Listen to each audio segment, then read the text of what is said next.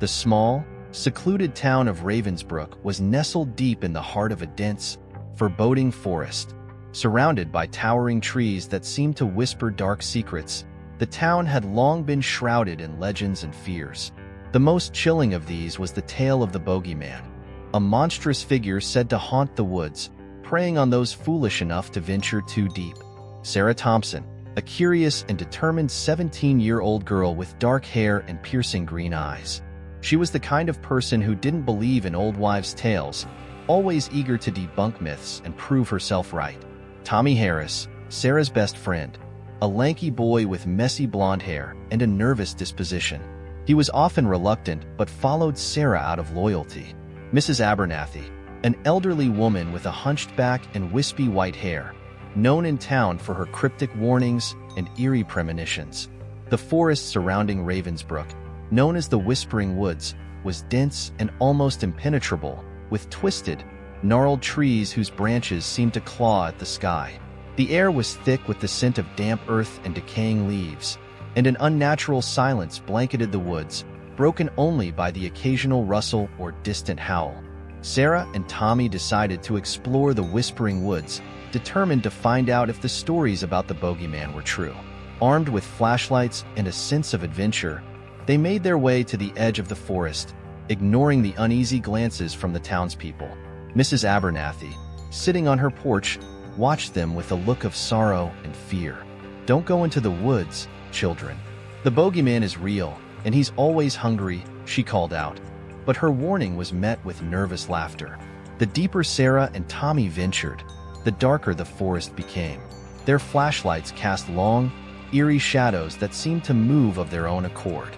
The trees seemed to close in around them, the air growing colder and more oppressive. They stumbled upon an old, overgrown path that seemed to lead deeper into the heart of the forest. Following it, they soon found themselves in a small clearing, dominated by a massive, ancient oak tree.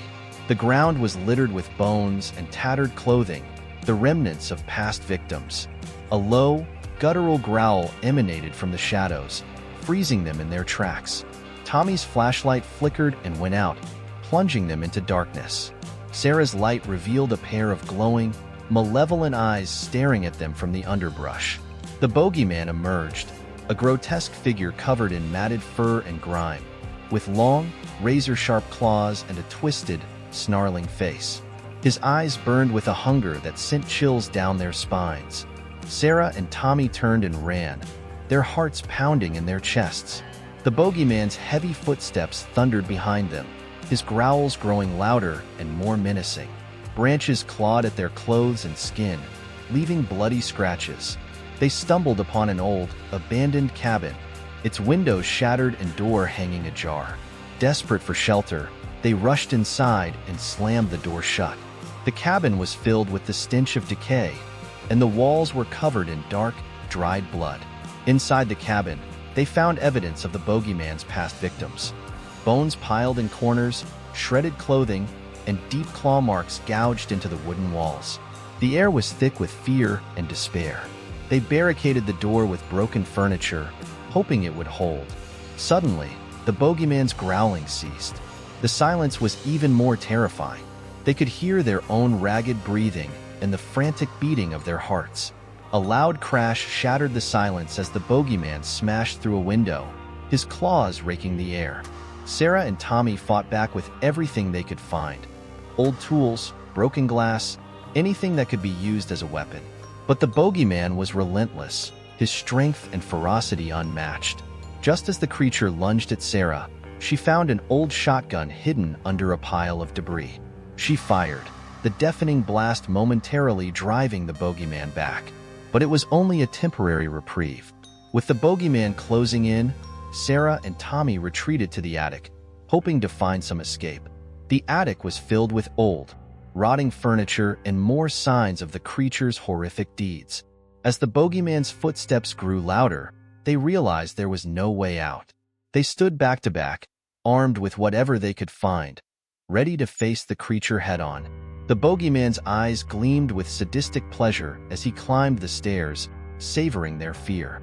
Just as the Bogeyman reached the attic, the floor gave way beneath him. He fell into the darkness below, his roar of rage echoing through the cabin. Sarah and Tommy peered down into the black void, but there was no sign of the creature. Breathing heavily, they knew it wasn't over. The Bogeyman was still out there, waiting for his next opportunity. They had survived the night, but the terror would never truly end. The legend of the Bogeyman would continue to haunt the Whispering Woods, a reminder of the darkness that lurked just beyond the safety of their small town. As they made their way back to Ravensbrook, Sarah and Tommy knew one thing for certain. The Bogeyman was real, and he would never stop hunting. The Whispering Woods would forever be a place of nightmares, where the line between reality and horror blurred, and the Bogeyman waited, always hungry, always watching. The story remains open-ended, leaving readers with a lingering sense of dread and the haunting possibility of the Bogeyman's return. Sarah and Tommy stumbled back into Ravensbrook, their bodies battered and their minds reeling from the night's horrors. The sun was just beginning to rise, casting a dim, eerie light over the town. They headed straight for the local sheriff's office, their urgent story tumbling out in broken, frantic sentences. Sheriff Daniels, a grizzled man with a weathered face and skeptical eyes, listened intently but remained dubious. Ravensbrook had seen its share of ghost stories, but nothing quite like this. "Slow down," Sheriff Daniels said, holding up a hand. "You're telling me a monster chased you through the woods and attacked you in an old cabin?" "It wasn't just any monster," Sarah insisted, her eyes wide with terror.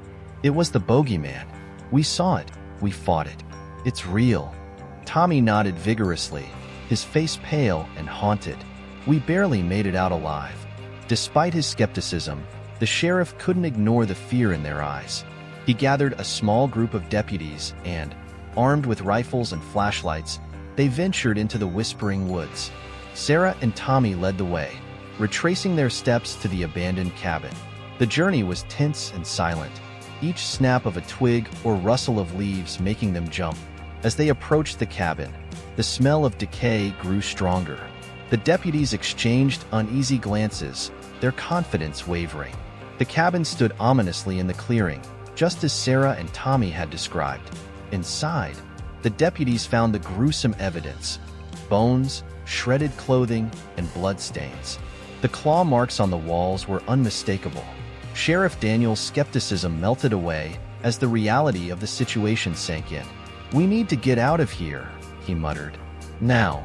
The group hurried back to town, their minds racing with fear and confusion. As news of the discovery spread, panic began to grip Ravensbrook. Families locked their doors and windows, refusing to let their children out of their sight. Whispers of the Bogeyman filled the air, and the once quiet town became a place of dread and paranoia.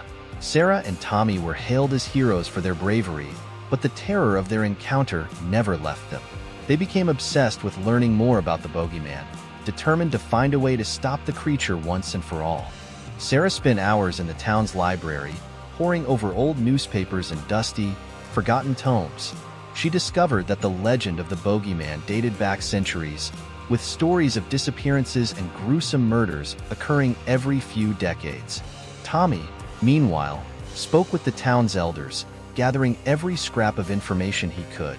Mrs. Abernathy proved to be a valuable source, revealing ancient rituals and protective symbols said to ward off evil spirits. "There's always a price to pay," she warned. "The Bogeyman is not easily defeated. You must be prepared for what comes next." Armed with their newfound knowledge, Sarah and Tommy devised a plan. They gathered the necessary supplies: salt, iron, and ancient symbols drawn from Mrs. Abernathy's cryptic instructions. Sheriff Daniels, now fully convinced of the threat, offered his support, rallying a group of townspeople willing to fight. On the night of the next full moon, they returned to the Whispering Woods.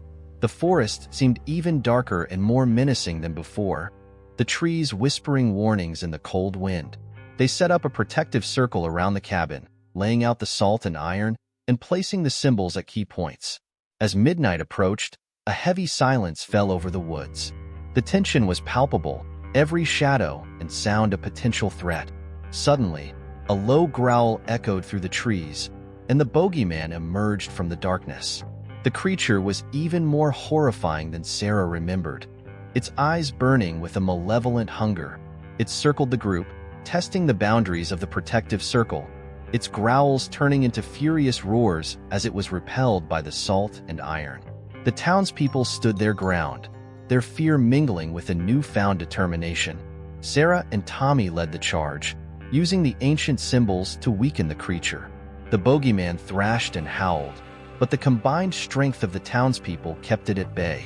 Just as it seemed they might succeed, the Bogeyman let out a chilling laugh. "You think you can defeat me?" it hissed. "I am eternal. I am fear itself." With a final, monstrous roar, the Bogeyman vanished into the night, leaving behind a stunned and shaken group. The protective circle had worked, but the creature's words lingered, casting a dark shadow over their victory. Days turned into weeks, and life in Ravensbrook slowly returned to a semblance of normalcy. But the fear never truly left. People remained wary, their eyes always darting to the edges of the forest. Sarah and Tommy knew the fight wasn't over. The Bogeyman had been driven back, but not defeated. One night, as Sarah lay in bed, she heard a familiar, haunting whisper from the woods. She sat up, her heart pounding, and saw those same glowing eyes staring at her from the darkness. The Bogeyman was still out there, watching, waiting, and always hungry. The story continues, leaving readers on edge, knowing that the Bogeyman's return is inevitable. The lingering threat keeps the tension high, as the darkness of the Whispering Woods remains a constant, terrifying presence. Sarah and Tommy, haunted by the Bogeyman's return, knew they had to find a permanent solution. Their initial victory was only temporary, and the creature's ominous words echoed in their minds. They decided to seek out an expert in folklore and the supernatural. Their search led them to Dr. Margaret Thorne, an eccentric but highly knowledgeable professor who had dedicated her life to studying ancient myths and creatures of darkness. Dr. Thorne was intrigued by their story and agreed to help. "We're dealing with a powerful entity," she said, her eyes serious. "To defeat the Bogeyman, we need to understand its origin and find its weakness." Dr. Thorne, Sarah, and Tommy delved into ancient texts and local legends, piecing together the history of the Bogeyman. They discovered that the creature was a manifestation of collective fear, born from a curse placed upon the forest centuries ago by a vengeful witch. The witch, once wronged by the people of Ravensbrook, had bound her spirit to the woods, creating the Bogeyman as an instrument of her revenge. To break the curse, they needed to find the witch's grave and perform a ritual to release her spirit. Guided by old maps and cryptic clues, the trio ventured deep into the Whispering Woods once more. After days of searching, they found a hidden glade where a twisted, ancient tree stood, its roots entwined with the remnants of a forgotten grave. Dr. Thorne prepared the ritual, drawing symbols on the ground and lighting candles around the grave. As they began chanting, the air grew cold, and the forest seemed to come alive with malevolent energy. As the ritual reached its climax, the ground trembled, and the Bogeyman emerged from the shadows, more enraged and powerful than ever. Its eyes burned with hatred, and it lunged at them with ferocious speed. Sarah and Tommy fought desperately, using everything they had learned. They managed to hold the creature at bay long enough for Dr. Thorne to complete the ritual. With a final, resounding chant, a blinding light enveloped the glade. The spirit of the vengeful witch appeared, her expression a mixture of sorrow and rage. She spoke words in an ancient tongue, and the Bogeyman howled in agony as it was drawn back into the earth, the curse finally breaking. As the light faded, the forest grew still. The oppressive darkness lifted, and the air felt lighter. The curse had been broken, and the Bogeyman was no more. The trio stood in the glade, exhausted but victorious. Ravensbrook began to heal. The townspeople, though still wary, felt a sense of relief knowing the ancient evil had been vanquished. Sarah and Tommy became local heroes, their bravery and determination celebrated by all. Years passed, and the legend of the Bogeyman faded into memory, becoming just another story to scare children on dark nights. Sarah and Tommy remained close, their bond forged in the fires of their shared ordeal. Dr. Thorne continued her studies, her experience in Ravensbrook adding to her vast knowledge of the supernatural. She often visited the town, ensuring the protective symbols remained in place and the peace they had fought for endured. But deep in the whispering woods, beneath the ancient tree, a faint whisper lingered, a reminder of the darkness that once was and the thin veil that separated the world of the living from the horrors that lurked in the shadows. And sometimes, on the darkest nights, when the wind howled through the trees, a chilling whisper would echo through the forest, as if the Bogeyman's malevolent spirit still yearned for revenge, waiting for the day it could rise again.